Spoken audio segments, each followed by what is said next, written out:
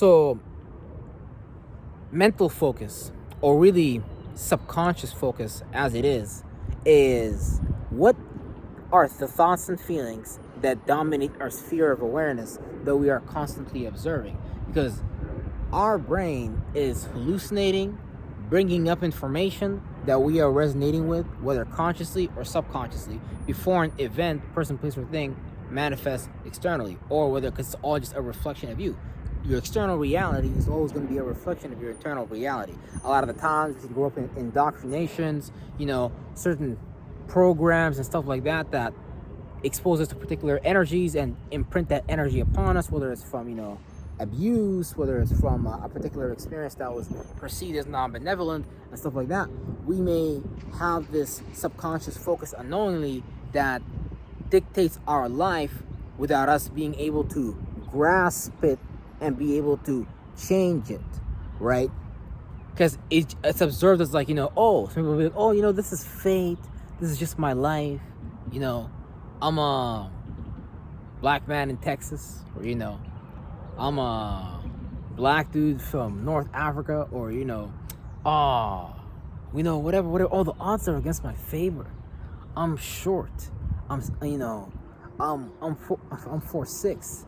I don't know if that's a legal midget, but yeah, that's basically what it is. We gotta understand that a lot of the times we could be subconsciously focused into emotions and things into paradigms that when we play out those paradigms, we feel safe.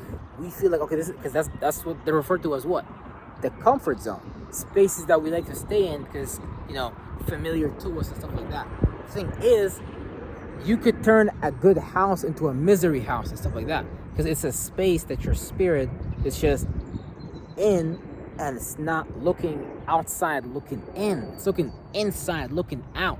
Meaning that the spirit, the observer, is in a form, but they're unable to navigate themselves outside of that form, right? So this is in the occult, people call this, Ouroboros, the cycle, negative habits, all types of shit that you can get into, right? Whatever. All types of references in the Bible, slay the dragon, blah, blah, blah, blah. So, the name of the game is just this ability to take your mind and focus it on another thought, another feeling, whether it's real or not, and stuff like that. It's just about creating these mental bubbles, because we're constantly resonating with things and attracting things and knowing. Like I said, thoughts, feelings, people, places, and things. But it's just about being able to modify how you personally feel, how you personally think, and stuff like that, by being able to sustain that new mind, right? So a lot of the times, we have those Indian fables of people saying, oh, the wolf you feed is the one who's going to win. So they're just talking about the one that you pay attention to the most and give energy to and stuff like that. Because you're not just independent of your own operation, you also have your organs, right? Well, I don't know what the fuck I said. I said independent of your own operation. Like you're independent of your own operation. Like that's the thing, right? Everything is self-automated. Okay, I know what I said. Everything is like self-automated. Everything is subconscious. Everything is replicating and duplicating naturally, and that's what the basic Ouroboros is. It's about re and degeneration. So it's like we could be regenerating the demon rather than deconstructing the demon. We could be regenerating the bad reality, the negative habit pattern, the thing that we don't need to be into, but our ability to separate from our thoughts and feelings, our ability to separate from our subconscious stream of emotions and thoughts and observe ourselves outside of that and create a wheel somewhere else. Because look, this is the one thing that you'll find everywhere else. Everything in Hindu religion, everything in astrology, everything's just talking about a fucking wheel. And we just take that circle and we create different alignments, different shapes and forms, to the point of even just creating letters. And there's all types of perspectives that you can get into, because all it is just a frame for reality and stuff like that, right? Well, this is the real frame of reality right here, right? So, but none of these things is good or bad. It's just how you use these things and shit like that. It's not, the what, it's the how, right? A lot of these things have negative baggage on them, So if I were to throw out a term, let's say like, witchcraft or magic and things like that, we gotta understand that people accept these things just within their frame of reference, because magic is just something that we don't understand. Someone can have an attribute, someone can have a certain way of doing about something, and we can admire them and stuff like that, right? So we be observing people and saying, okay, these are things that we can't do, but the whole time, these be things that we can do, and things that these are things that, you know, we have access to and stuff like that. But it's just about being able to take back your mental focus, being able to create a new reality, a new self-image, a new way of perceiving yourself, so you can speak differently, so you can do things differently, really being able to jump out of the pattern. It's not just enough in terms of thoughts and feelings, like, you know, wishful thinking. You gotta actually drop down and do these things. You gotta be like, you know, it's gotta be like boots on the ground, you know. So we're just putting energy work and things like that, and the more we anchor ourselves into that energy that we want to anchor ourselves into, the more we can have that fluid on a percentage level being with us, right? When I say fluids, don't get lost into the terms of those things, because I can prove these things just via saying, when you observe something, when you're afraid of something, you can't tell me that you don't have a certain chemical release. When you're happy about something, you can't tell me that you don't have a specific chemical release and stuff like that. So that's what I mean by fluids. So don't get lost in those terms. I mean, she's using ways to pinpoint these things at different densities.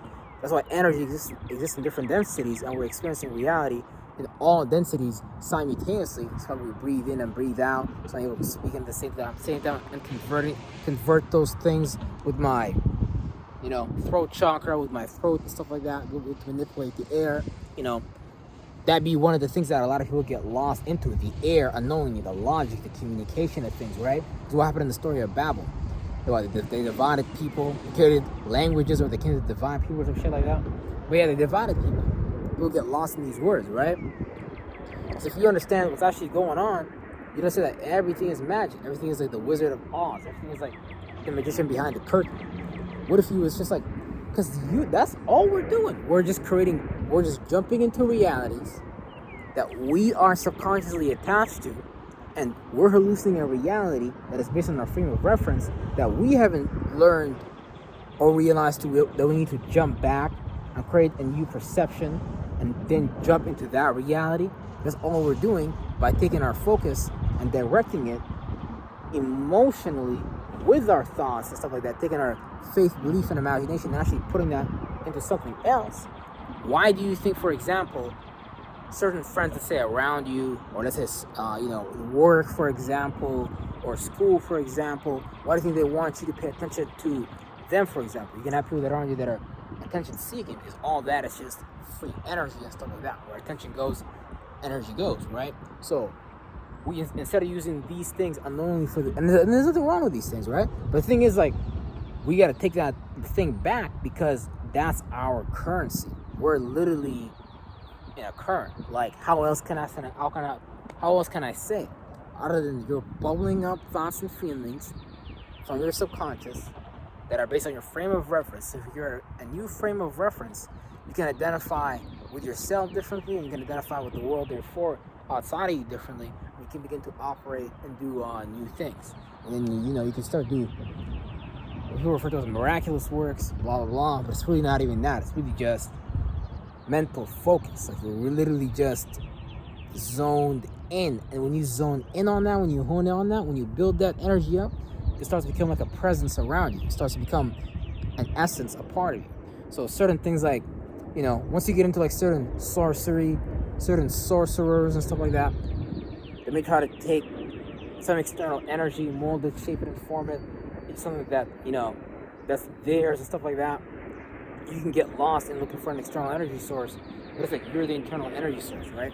But it's like Star Wars. It's like the balance and stuff like that. It's like, but we're in some we're some fucked up type of balance. I ain't gonna lie, bro. We're in some fucked up type of balance.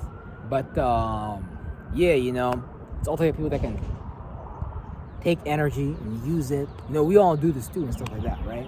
But it's about just understanding how to actually look at the terms and conditions of what you're engaging with, so you can create better terms and conditions for the experience that you want to experience. Because why live out a shitty reality with a shitty mentality and live in that soul, and not just create a whole new frame and live from that? I think it's a way better option, right? I mean, it's wild, right? You can choose to identify as whatever you want to. You got people identifying as foxes, as cats, as LGBTQ, and there's nothing wrong with that for them, I guess. That's just what they choose to identify with. But we're talking about this ability to choose to identify with things that you want to identify with and be able to actually play out that reality, right? To the point that these groups actually start to create, you know, they literally come together as a group. And that's what we all do. We're all coming together as groups and stuff like that resonate with each other. So you could resonate with a vice and come about with a group of people that resonate with that vice, a habit, a thought, a feeling, an emotion. It's a lot of things that magnetize people, spirits, thoughts, and feelings to each other, you know, to bodies and stuff like that. The body's a space. Within it, you have many spaces. That's why you have, you know, chakras and stuff like that, mini spaces and stuff like that. And spaces pop out of those chakras, out of their rotation, because that's why they try to do the experiments of like the hydrogen collider and stuff like that. They're trying to create, like, you know, trying to bring something from the subconscious realm, basically, you know, dark energy, whatever you want to call it, and shit like that. Right, but yeah, mental focus, guys, mentally focused, and yeah, reality is then on easy mode, real shit. Because even if you're hungry, you'll be able to put your mind on something else. Even if something negative is going on, you'll be able to put your mind on something else and stuff like that. Real stuff. Harder said than done, but, you know, hey, better learn it, because that's the name of the game anyways, right?